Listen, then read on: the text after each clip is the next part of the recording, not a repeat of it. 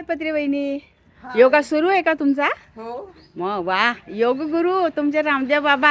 आणि तुम्ही ते योगा खूप छान करतात बरं का. मग त्यांचं जे दुधीचं खूप महत्त्व सांगतात ना रामदेव हा. बाबा. मग तुम्हाला आवडतं का हो दुधीचं खूप सूप? छान आवडतं मला ते. हो. हो तुम्ही करता? हो, आपण करूया ते.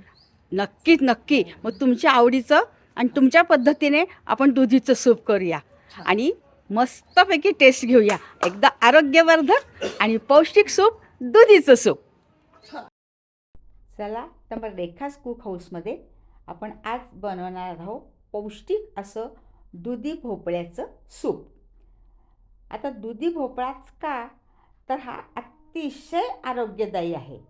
फायबर असल्यामुळे वजन नियंत्रित होतं आणि शरीरातील विषारी पदार्थ काढून टाकण्यास देखील या भोपळ्याचं मदत होतं. भोपळा खाल्ल्याने आपला जो सोडियम जर वाढला असेल तर सोडियमचा प्रभाव कमी होतो. उच्च रक्तदाब आणि हृदयाशी संबंधित समस्यांचा पण धोका कमी होतो. त्यामुळे दुधी भोपळा आपल्या आहारात असायलाच पाहिजे. मग तुम्ही कुठल्याही स्वरूपात घ्या, भाजी घ्या, त्याचं सूप प्या, त्याचा ज्यूस काढून प्या, पण दुधी भोपळा आपल्या आहारामध्ये असायलाच हवा. आता हे करण्यासाठी आपण दुधी भोपळ्याची साल काढून घेतलेली आहे आणि याचे मध्यम आकाराचे आपण तुकडे केले. जास्त बारीक तुकडे करण्याची गरज नाही, कारण की आपण हे शिजवणारच आहोत. आणि याच्यात टाकायचा आपल्याला आल्याचा तुकडा. आता मस्त मी ताजं आलं घेणार आहे. कुंडीत मी नेहमी असं लावून ठेवते. आलं आणलं की कुंडीमध्ये दाबून ठेवून द्यायचं, की जेणेकरून आपल्याला हवं तेव्हा हे आलं मिळू शकतं. बघा त्याला रोप छान असं पान पण आलेलं आहे. तर मी आता थोडंसं याच्यातलं काढून घेतलं आणि पुन्हा ठेवून दिलं. असं धुवून घेतलं हे आलं छान. असे 2-3 तुकडे मी यामध्ये टाकलेले आहेत. एक 4-5 आपण पुदिन्याची पाने टाकूया. पुदिन्याची पाने टाकल्याने चव तर चांगली येणारच आहे आणि पाचक पण आहे. तशी ही पाचक पुदिन्याची 4-5 पानं आपण टाकली. आणि नंतर हे आपण काय करणार आहोत, यामध्ये आपण खास एक घटक टाकणार आहोत, की तांदूळ. तांदूळ एक छोटा चमचा आपण घेतला आहे मी फक्त. एक 5 मिनटं धुवून घेतले ते तांदूळ आणि 5 मिनटं भिजत घातले आणि हे तांदूळ मी याच्यात टाकले. लगेच धुवून टाकलं तांदूळ तरीसुद्धा चालतात. तर तांदूळच का टाकायचा, तर आपण बघतो की तांदळाची पेज आपल्याला किती पौष्टिक आहे.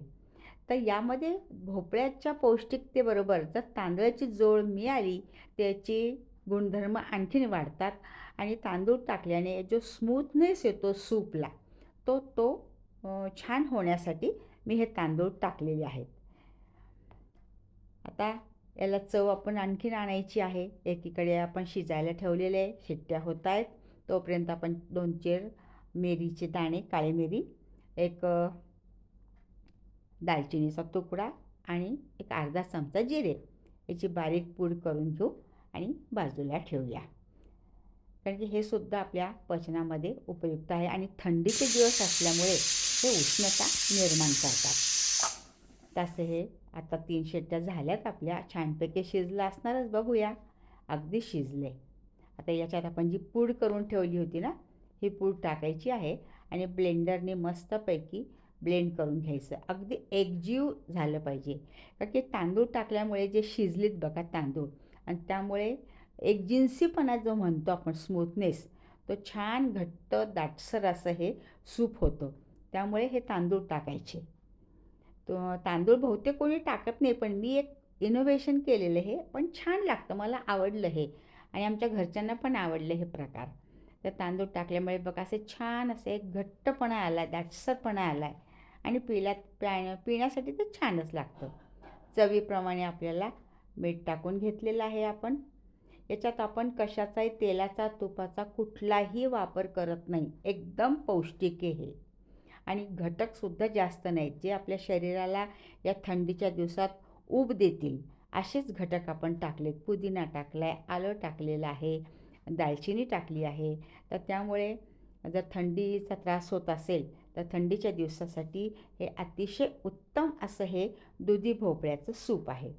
तर बघा, तुम्ही करून बघा, तुम्हाला नक्की आवडेल आणि तांदळाचा वापर करून बघा की तुम्हाला नक्की हे दुधीचं सूप आवडेल. आणि आवडलं तर मला कमेंट द्यायला तर अजिबात विसरायचं नाही आहे. कसं वाटतं तुम्हाला? हे मला आवर्जून सांगा. मी तुमच्या कमेंटची नेहमीच वाट बघत असते आणि जेव्हा मला भरभरून कमेंट मिळतात मला खूप आनंद होतो. तर मी रेसिपी पण याच्यामध्ये सांगितली आहे. तर खूप खूप धन्यवाद.